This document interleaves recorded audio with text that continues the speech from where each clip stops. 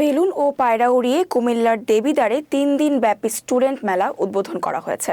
বৃহস্পতিবার দুপুরে দেবিদ্বার রেয়াজ উদ্দিন মডেল সরকারি উচ্চ বিদ্যালয় মাঠে মেলার উদ্বোধন করেন বৈষম্য বিরোধী ছাত্র আন্দোলনের আহ্বায়ক হাসনাত আব্দুল্লাহ। অনুষ্ঠানে প্রধান অতিথি হিসেবে উপস্থিত ছিলেন দেবিদ্বার উপজেলা নির্বাহী কর্মকর্তা মোহাম্মদ আবুল হাসনাত খান।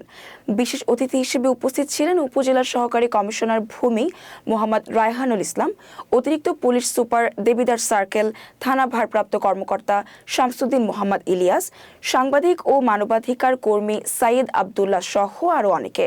মেলার আয়োজক কমিটি জানিয়েছে, বিকেলে অনুষ্ঠানে জনপ্রিয় সঙ্গীত শিল্পী আসিফ আকবর উপস্থিত থাকবেন এবং অংশগ্রহণকারীদের মাঝে আনন্দের মাত্রা আরও বাড়িয়ে দেবেন। এই ৩ দিন ব্যাপী স্টুডেন্ট মেলায় বিভিন্ন শিক্ষা প্রতিষ্ঠানের ছাত্রছাত্রীরা অংশগ্রহণ করছে এবং এতে রয়েছে বইমেলা, বিজ্ঞান ও প্রযুক্তি প্রদর্শনী, সাংস্কৃতিক অনুষ্ঠান সহ অন্যান্য আয়োজন।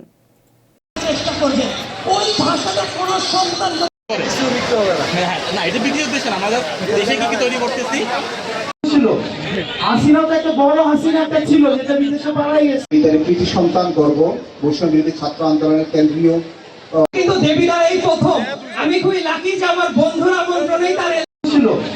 হাসিনাটা একটা বড় হাসিনাটা ছিল যেটা বিদেশে পালাই গেছে, আর কিছু কিছু ছোট ছোট হাসিনা বিভিন্ন জায়গায় ছিল, মিডিয়াতে ছিল, ব্যাংকে ছিল, তারপর হচ্ছে বিশ্ববিদ্যালয়গুলোতে ছিল। বাংলাদেশে যে ছোট ছোট হাসিনাদের সবচেয়ে বড় আতঙ্কের যে নামটা ছিল সেটা ছিল সাইদ আব্দুল্লাহ।